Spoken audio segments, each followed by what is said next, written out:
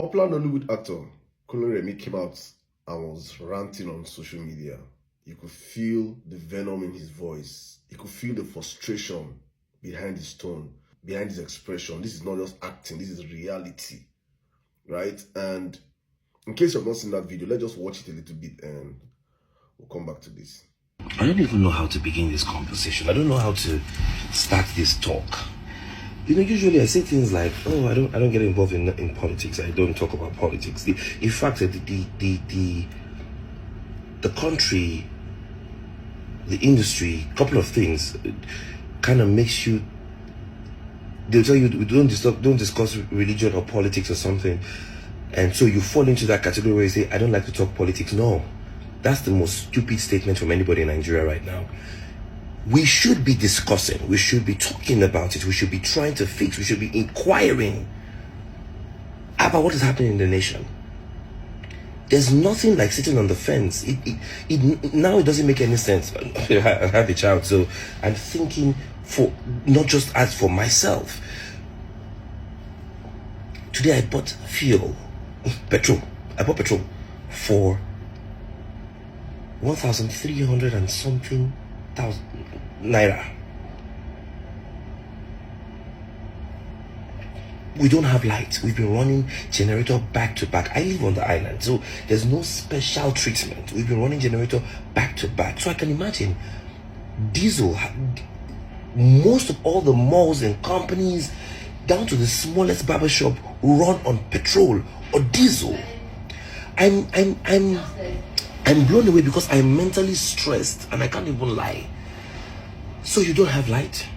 Diesel is expensive. Fuel is expensive. My staff, a couple of my staff at home are smiling at me and letting me understand that to even come to work now is a problem because the transport is hiking, meaning that their salary is not even enough anymore in a very short period. I don't understand why Nigeria is one of the first countries to be affected by the war in Iran.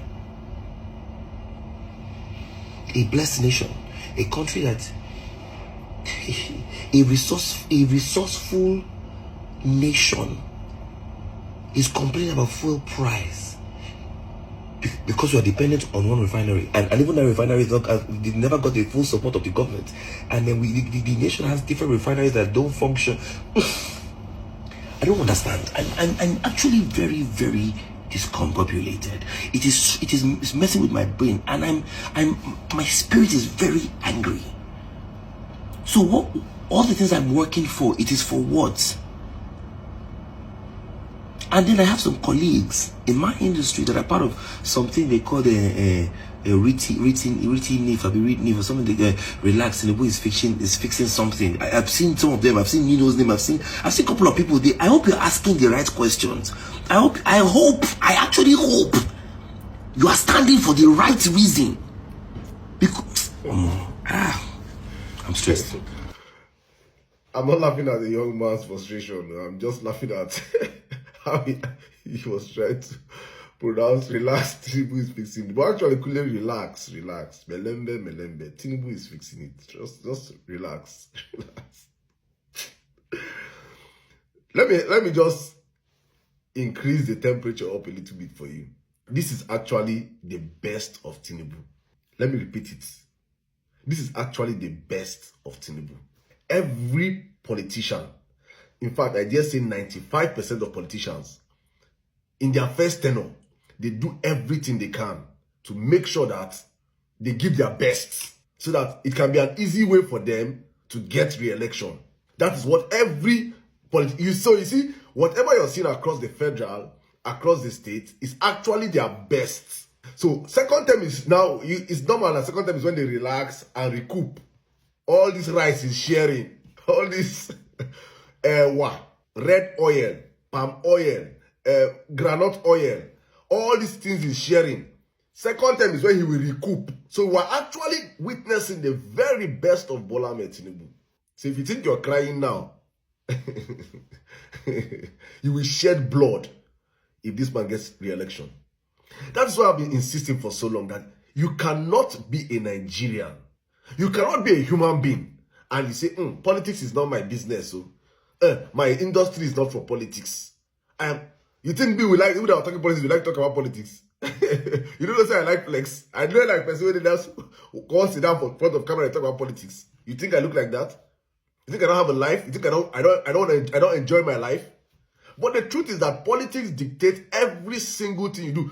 Politics is as important as the air you breathe. Because politics and the people that come into power via politics will determine whether you live or you die. So when you see ignorant Nigerians come out and act like, oh, I don't want to get involved in politics. I am a human rights activist. I am not a politician. I am a celebrity. My brand, I don't want to involve in politics. I'm a doctor. I don't want to involve in politics. I'm a this, I'm a that. I don't want to involve in politics. Politics will happen to you. Politics will happen to you.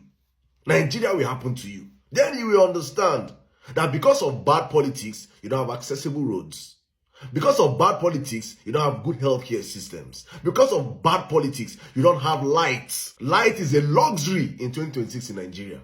And the current minister of power, he is about to resign to go and vie for governorship in Oyo State. He has, in his mind, he has done such a great job of giving Nigerian darkness that Oyo needs to see the light. This is politics for you. It is not a big man game. It is not we have allowed politics to be played by riffraffs, by the most useless and the most brainless of us in society. That is why Nigeria is where it is today. Because sensible people have refused to get involved in politics. Nincompoops, empty-brain illiterates, stark criminals have occupied it. Madmen have taken over the asylum. That is what we are passing through right now in Nigeria. This is the repercussion. So one way or the other, if you don't want to, many of people, all his colleagues now, are in silence. It is paining them. But they cannot come out and talk. Because many of them are sick beneficiary of this man's egunje. Or expecting something also. Not thinking that if they give you 10 million today to support them, you have 4 years to use that 10 million. You have 4 years to use that 10 million. You will pay your children's school fees from that 10 million. You will buy fuel from that 10 million. You will feed from that 10 million. You will pay salaries from that 10 million. You will do everything from that 10 million. If, God forbid it, if bandit, if I let God does not forbid it, if you're collecting money from this government, bandit will carry you. You will pay from that 10 million. Then you understand that politics will do you if you don't do politics. I'm happy that at least he came out to vent his own. And I hope this spark up something in Nigerians. Spark up something in his industry that have enabled this bad governance for so long. Look at them. Relax. Tinubu is fixing. Look at Zakoji. A man that's going to be a grandfather. All his legacies in the mud. Supporting nonsense for peanuts. Look at them. When you ask them what has Tinubu done for Nigeria in 4 years, they'll point to you Coastal Road. That is less than 10% of the job. That is the only thing you can point to in 4 years as a president. And you have borrowed more money than Obasanjo, Yar'Adua, Jonathan, Buhari put together. Trillions upon trillions of naira. Billions upon billions of hundreds of billions of dollars. Nothing to show for it. Nigerians are poorer. Nigerians are more unsafe. Nothing is working in the country. But relax. Tinubu is fixing it. No wahala. We dey here.